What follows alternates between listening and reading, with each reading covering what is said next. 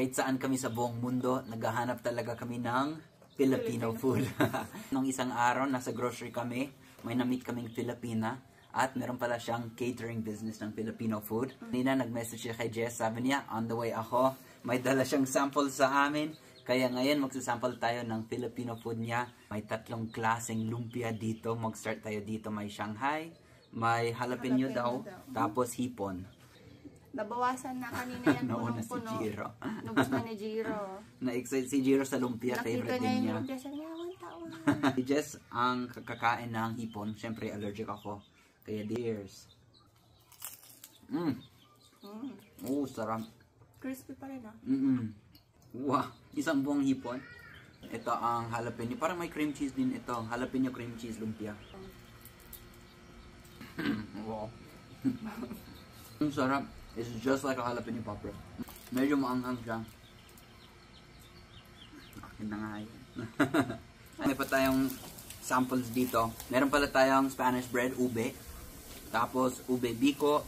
And for dessert, itong pulbaron. Sa totoo lang si Jake, pihikan siya ng Pilipino. Kung hindi ko luto. Spoiled kasi ako kay Jess. So sobrang sarap ng luto ni Jess.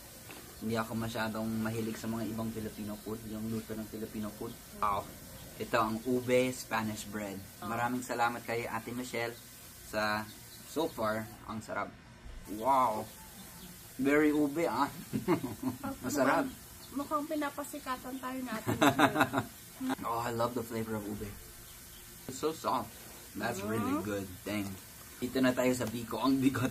Grabe. Ito ang biko. Sabi niya kanina, sample lang daw, free taste. Sample Hindi lang. naman free taste to. Ang dami.